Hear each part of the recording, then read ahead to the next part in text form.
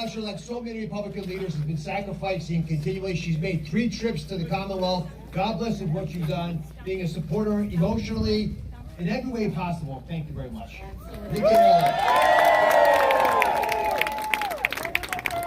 So let's talk about America. How many of you think Washington is getting it wrong?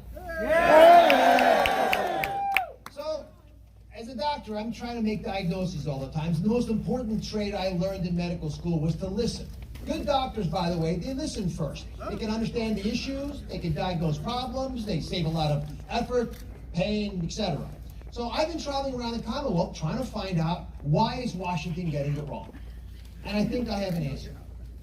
I traveled just this week to all 4 corners of the Commonwealth, as I have been doing continually. And you go up to Erie and talk to a young couple, and they can't make an initial down payment on a house because the mortgage rates have jacked up so high. You go to Pittsburgh, you talk to families, and they're worried about fentanyl showing up in their mailbox. You go up to Scranton, and you've got, amazingly, seniors who are saying their Social Security checks, they just don't stretch far enough anymore with runaway inflation. And down in Philly, families don't let their kids go outside anymore because there's too much crime.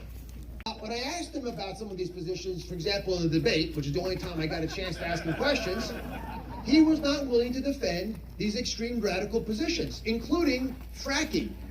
Because energy is one of the ways we could deal with the economic crises that we're facing. And he's been against it, calling it a stain on Pennsylvania, insulting people in the industry, even offering to prosecute job creators in Pennsylvania if they didn't do the way he wanted it to do it. And yet he wasn't able to articulate exactly why that was an issue, when it's the obvious question any of us would ask him. Of police, a great honor, it was unanimous. You know how hard that is to get hundreds of police leaders in a room and make it unanimous? Here's why it was unanimous. They want desperately to someone to have their back. And John Fetterman pulls the rug out from under them all the time. He takes positions, as you heard Nikki and Ron and others describe, that are so far radical left, it makes no sense outside the values of those of us living in Pennsylvania. And stunningly, he's unwilling to defend those positions publicly. Why do you want to release 1/3 of all prisoners when we got a murder rate that high and crime and violence across the Commonwealth? And it's not just Philadelphia, it's in all the urban areas. Why is it that you feel so strongly for protecting criminals, but don't seem to care so much about the innocent victims they've hurt? Why else would you rule on the parole board to give people an option of leaving prison when they were convicted by a jury and sentenced by a judge, and you want to release them from prison over the wishes of other parole board members, including Democrats, and over the desires of the family? Does that sound right to you? No! Own it and fix it. Now, it doesn't have to be that way, and it's not going to be that way. Because by electing me, we're going in a whole different direction. And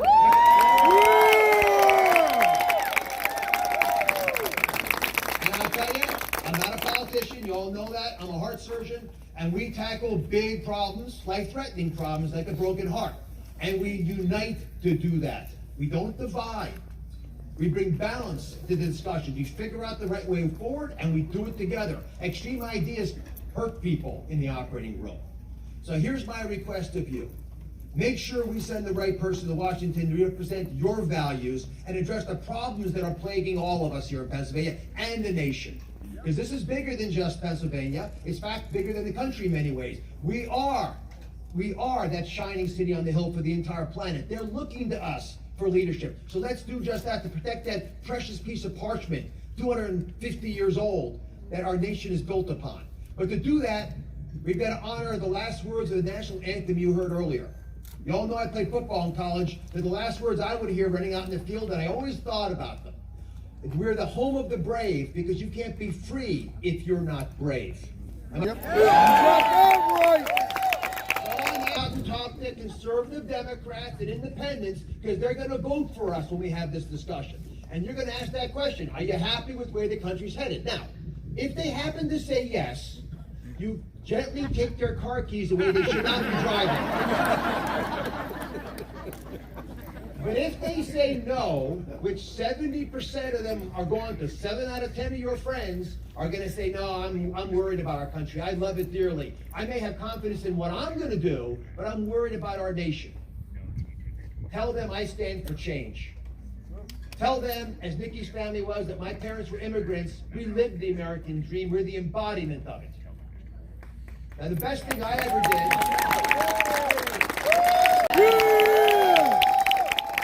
As a doctor, I believe that everyone has access to care that they can afford. But the most important thing that I want you to hear from me tonight, that I want you to tell those 10 friends, is that I believe in you. Each and every one of you. And if you believe in me, together, God bless you. Y'all in?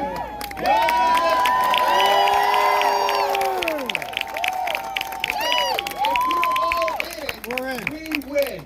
All in?